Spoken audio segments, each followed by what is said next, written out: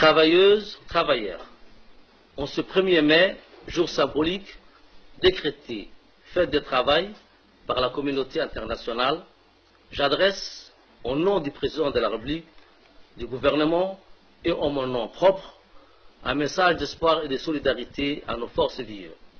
Je souhaite une bonne et heureuse fête de travail à tous les travailleuses et travailleurs.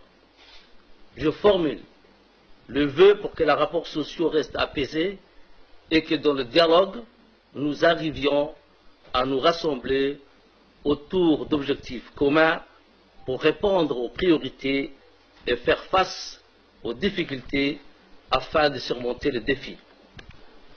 La lutte contre le sous-emploi et l'urgence sociale nécessite un engagement et une détermination.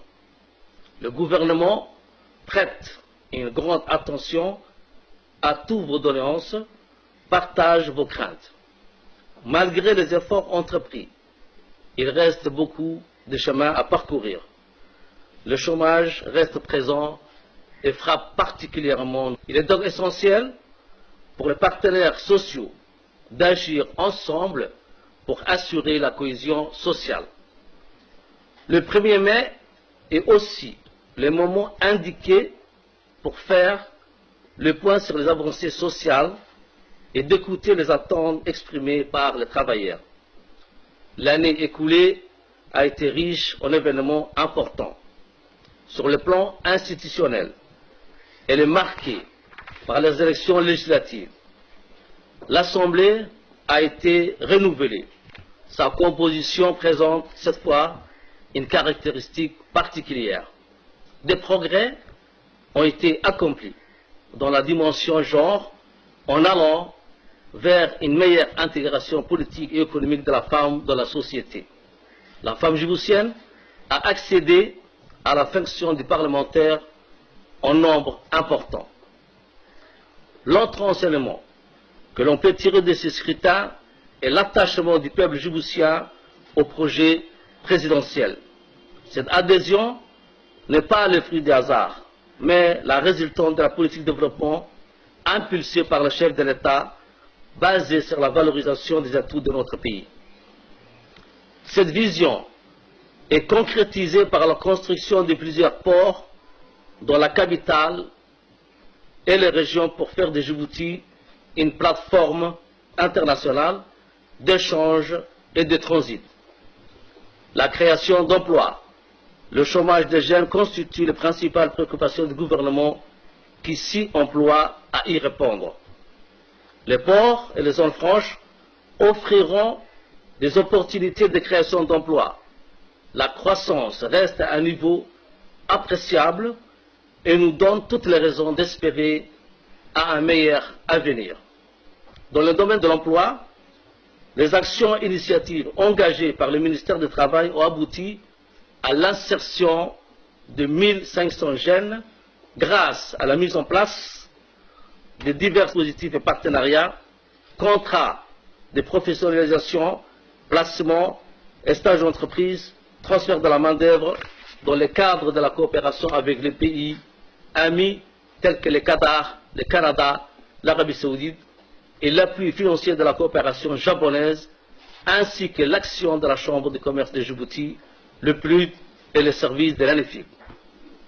Une autre initiative utile achevée par les partenaires est la valorisation des répertoires opérationnels des métiers et de l'emploi, un important outil d'intervention du marché du travail qui participe à la réalisation d'une meilleure adéquation emploi-formation. L'année a été également fructueuse en activité pour le contest.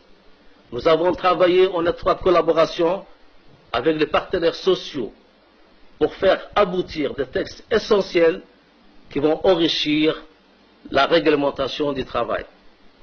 Pour citer le plus important, le cadre institutionnel d'exécution du contrat d'apprentissage a été renforcé pour en faire un outil d'insertion propre à valoriser l'emploi.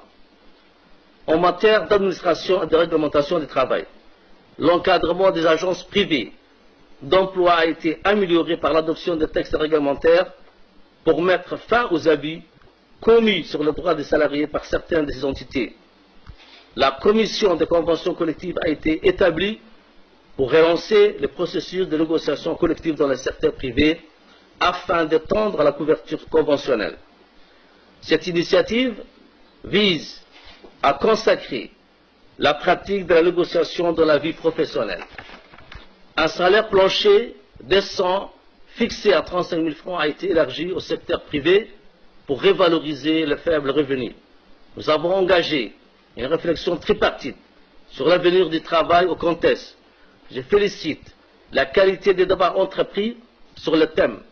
Les recommandations issues de ces assises vont servir comme contribution à la République de Djibouti à l'effort de l'unité pour promouvoir le travail décent. En matière de réforme de l'administration, l'année a été dominée par l'implantation de la déclaration des services aux citoyens, qui est un changement d'approche du service public. En effet, l'administration doit être à l'écoute et tendre la main aux citoyens. Le SECRA s'est mobilisé pour assurer la réussite de ce projet. La modernisation de l'administration doit être pour le citoyen l'égalité d'accès aux services publics. Ces objectifs sont poursuivis dans les régions. La phase suivante, nous comptons donner la voix aux usagers pour s'enquérir de la réalité des prestations disposées et du degré de satisfaction des citoyens. Le SECRA a fait adopter des textes concernant la gestion des carrières des agents de l'État, tels que la révision de la loi portant au statut général des fonctionnaires, la loi portant organisation du ministère du Travail chargé de la réforme de l'administration pour une meilleure orientation des missions de notre établissement, mais également la loi portant code de déontologie des agents publics. En matière de formation permanente, l'INAP a diffusé une carte de formation au profit de 1700 agents de l'État et des collectivités locales. L'action de cette institution a été redynamisée à travers l'autonomisation, la diversification de son œuvre vers le parapublic.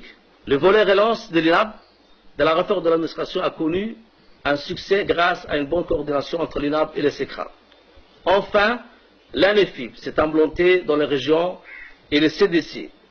L'ITLS a été renforcé en moyens humains et matériels pour que cette institution soit à la hauteur de sa mission.